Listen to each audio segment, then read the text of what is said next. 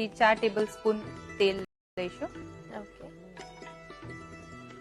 Last year competition announce થઈ ત્યારે તમે એન્ટ્રી મોકલી હશે, ઓડિશન 1, 2 કમ્પ્લીટ કરીને પછી તમે જે મેઇન રાઉન્ડ છે એમાં એન્ટર થયા, તો આખી પ્રોસેસ, આખો સફર છે તમારું, એ કેવું રહ્યું? બહુ જ એક્સાઇટિંગ હતું. ફર્સ્ટ રાઉન્ડ થી જ પરખવાનું ચાલુ થઈ ગયું હતું, એટલે એટલા બધા કોમ્પિટિટર્સ અને મારા ટાઈમે ઘણી બધી એન્ટ્રીઝ હતી. તો આટલી બધી એન્ટ્રીઝમાંથી ખાલી ફર્સ્ટ રાઉન્ડમાંથી જ પાસ થવું એ જ ઇટસેલ્ફ પ્રાઉડ હતું એ ટાઈમે. તો આમાં તેલ ગરમ થઈ ગયું છે, આમાં આપણે રાઈ નાખી દઈશું. 1 બાય 1 એટલા સારી રીતે રાઉન્ડ પાસ થયા હતા, પણ એ અનફોર્ગેટેબલ જર્ની હતી. સાચી વાત છે કે લાઈફ ટાઈમ મેમરી છે આ બધી. સાચી વાત છે. રાઈ તતડે તો એમાં હિંગ નાખીશું, ચપટી હિંગ. 4 થી 5 કળી લસણ છે, જેને સમારી લીધું છે.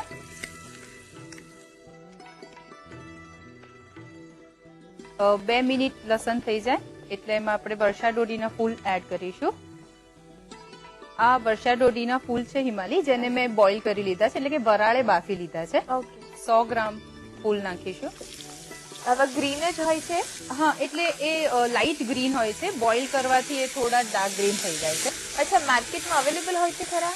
હા, અવેલેબલ છે, પણ જેવી રીતે મેં કહ્યું એ વરસાદની સિઝન પૂરતા જ મળે છે. અને કોઈ બીજી પ્રોસેસ કરવાની રહે છે, કારણ કે આ this is something new.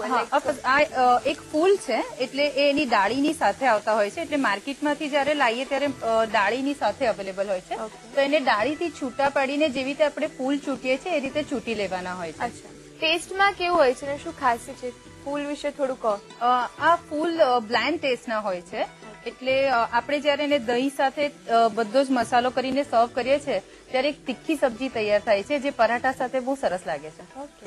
Already તમે વરાળે બાફી લીધા છે, એટલે હવે બહુ બાફવાની જરૂર નથી. હવે આપણે એમાં મસાલો કરી દઈશું.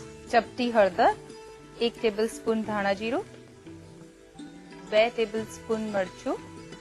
મરચું થોડું વધારે લઈએ છીએ કારણ કે એક સ્પાઇસી સબ્જી છે, અને કેમ કે આમાં આપણે દહીં એડ કરીએ છીએ ત્યારે મરચું થોડું માઇલ્ડ થઈ જાય છે, એટલે દહીંના ભાગનું મરચું આમાં જ એડ કરી દીધું છે. મીઠું. આ વખતની સ્પર્ધા તમને કેવી લાગી? ખૂબ જ રોમાંચક છે આ વખતની સ્પર્ધા બી, અને એવું માનીએ છીએ કે સ્પર્ધા કોઈ પણ હોય, જેમ વર્ષ પાસ થતા જાય એ જ રીતે સ્પર્ધાની ટફનેસ બી વધતી જાય. દર વખતે કંઈ નવું એડ કરવામાં આવે છે અને નવી રીતે એમને ચકાસવામાં આવે છે, તો તૈયારીઓ પણ એટલી જ વધારે કરવી પડે છે. શિવાની, આવતીકાલે નહીં અને પરમ દિવસે ફાઇનલ જંગ છે. રસોઈની મહારાણી મેગા સ્પર્ધા 4 ની રસોઈની મહારાણી આપણને મળશે. તમારો ફાઇનલ એક્સપિરિયન્સ કેવો રહ્યો? જેમ બધા જાણે છે, ફાઇનલ વખતે મને થંબ પર થોડું વાગ્યું હતું, અને એના લીધે હું ખૂબ જ ગભરાઈ ગઈ હતી અને નર્વસ પણ હતી. એ ટાઈમે મને એવું કહેવામાં પણ આવ્યું હતું કે જો તમે કોમ્પિટિશન લીવ કરવા માંગતા હો તો કરી શકો છો, પણ આટલે સુધી જંગ જીતીને હું એ વસ્તુ માટે તૈયાર નથી, અને ગમે તેમ કરીને મારો વિલ પાવર મજબૂત કરીને મેં એ સ્પર્ધા પાર કરી જ હતી. કમ્પ્લીટ તો કરી, પછીથી જે થવાનું થાય, પણ એટલીસ્ટ એટલે મને છોડવું નતું, ત્યાં સુધી આવીને મેં પૂરું કર્યું હતું, મેં વસ્તુને છોડ્યું નતું. ઓકે. અને પછી તમે જીતી ગયા, લાઈક ઇટ વોઝ ડિક્લેર્ડ કે શિવાની મહેતા રસોઈની મહારાણી 3 છે, તો ફેમિલી મેમ્બર્સ તો બહુ જ ખુશ હશે. હા, ઓફકોર્સ હિમાલી, ફેમિલી મેમ્બર્સ બહુ જ ખુશ હતા, કારણ કે મહારાણી બનવું એ ઇટસેલ્ફ અ બિગ અચીવમેન્ટ. સાચી વાત છે.